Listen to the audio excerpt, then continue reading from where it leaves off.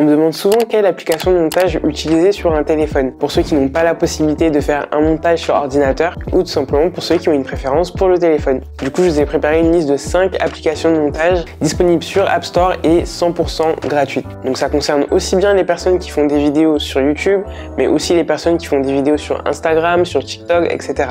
C'est vraiment des applications pratiques pour tout type de vidéos qu'on peut voir sur les réseaux sociaux. Alors il n'y aura pas d'ordre en particulier, mais surtout vous parler des principales caractéristiques de chaque application, en quoi elle est top à utiliser, et je vous parlerai aussi des inconvénients quand il y en a. Bien sûr, si vous avez d'autres applications à recommander, n'hésitez pas à mettre le nom de l'application en commentaire.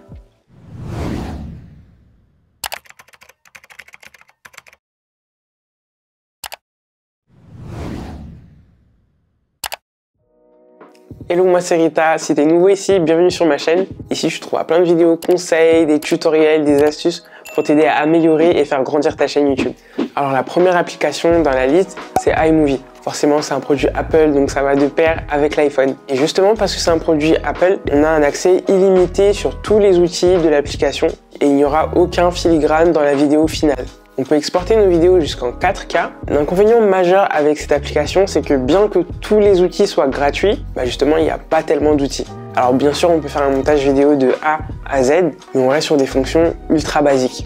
Sur iMovie, dans la timeline, on n'a qu'une seule et unique barre pour le montage. C'est-à-dire qu'on ne pourra pas superposer une vidéo ou une image par-dessus une autre, comme c'est le cas quand on travaille avec iMovie sur ordinateur. Comme je disais, c'est des outils assez basiques. On peut ajouter des effets de texte, de la musique, des effets de transition. On peut ralentir ou accélérer une image. Bref, toutes les fonctionnalités de base pour faire un montage vidéo. Je trouve que c'est idéal pour les débutants parce qu'on a par exemple des templates avec des thèmes qu'on peut utiliser pour faire des vidéos animées et assez rapidement. Donc ça va vraiment intéresser les personnes qui cherchent à faire du montage en toute simplicité sans être inondé d'outils techniques à ne pas savoir quoi en faire. Donc si ça vous concerne, iMovie c'est fait pour vous. Mais je parle bien de la version mobile, parce que sur la version MacBook, on peut quand même faire beaucoup plus de choses.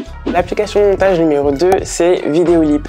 Alors ça, c'est une application très sympa où on retrouve également toutes les fonctions de base, mais avec beaucoup plus de choix en termes d'animation, en termes d'effets de texte, etc.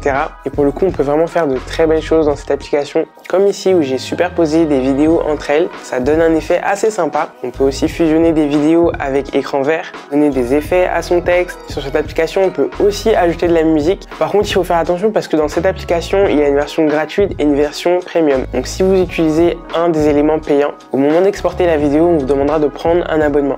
Donc si vous ne voulez rien payer, tenez-vous-en à tout ce qui est gratuit, c'est-à-dire tout ce qui ne contient pas ce petit logo. Sur cette application, on peut ajouter de la musique, mais uniquement provenant de la bibliothèque. Et la bibliothèque fait partie de l'abonnement. Mais ça en soi, c'est pas un problème. Au pire, de la musique, on pourra en ajouter avec une autre application. Par contre, ce qui est intéressant et gratuit, c'est qu'on a accès à plein d'effets sonores. Donc pas besoin d'aller chercher ailleurs sur une autre application. Tout est à portée de main. Et là, on retrouve tous les effets sonores qu'on a l'habitude d'entendre dans la plupart des vidéos. Une autre fonctionnalité super intéressante, c'est la voix off. On a la possibilité d'ajouter une voix off sur notre vidéo, donc ça va beaucoup intéresser les personnes qui font des vidéos sur YouTube. En ce qui concerne l'exportation de la vidéo, c'est assez simple et plutôt bien fait. On peut choisir la résolution jusqu'à 4K et le nombre d'images par seconde. Je recommande vraiment cette application pour faire toutes les bases du montage, les cuts, les transitions, etc.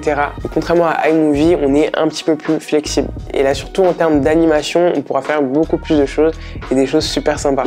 En numéro 3, on retrouve l'application CapCut. C'est une super application. Pas de filigrane, on a des effets de fou et surtout c'est totalement gratuit. C'est une application très populaire chez les TikTokers, chez les personnes qui font des Reels sur Instagram.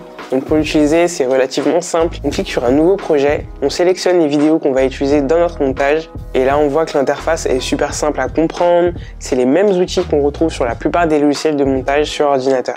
Ici, ce qui va être intéressant, c'est toutes les animations et les différents effets qu'on peut utiliser. On peut insérer une image dans une image. Et dans les effets de texte, ça va beaucoup intéresser les personnes qui sont sur TikTok, sur YouTube, etc.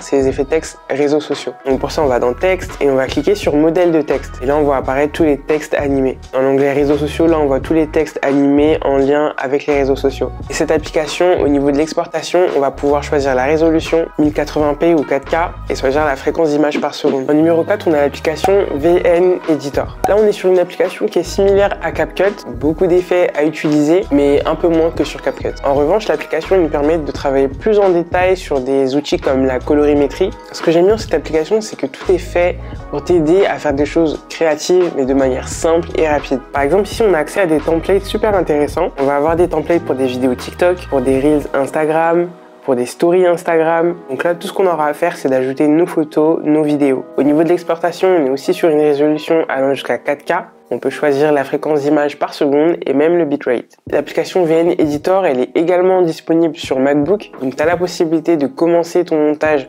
sur ton téléphone, de le continuer, de le finaliser sur ton MacBook. Alors il n'y a pas de filigrane sur cette application.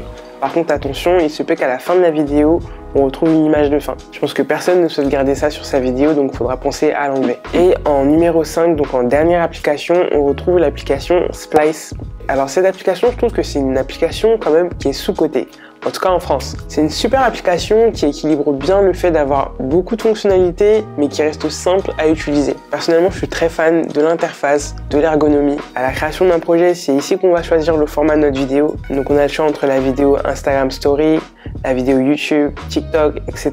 On a des filtres pour changer la couleur de nos vidéos. Au niveau du texte, on est sur des choses assez simples. Comme pour les précédentes applications, on a la possibilité de faire une voix off. On a accès aussi à des effets sonores. Donc on peut superposer plusieurs images ensemble. Et au niveau de l'exportation, c'est la même chose, 4K jusqu'à 60 images par seconde. J'espère que cette vidéo vous a plu et va vous aider sur le choix de votre application de montage. Si vous avez des questions, n'hésitez pas à me les poser en commentaire, sinon je vous donne rendez-vous dans une prochaine vidéo. Salut!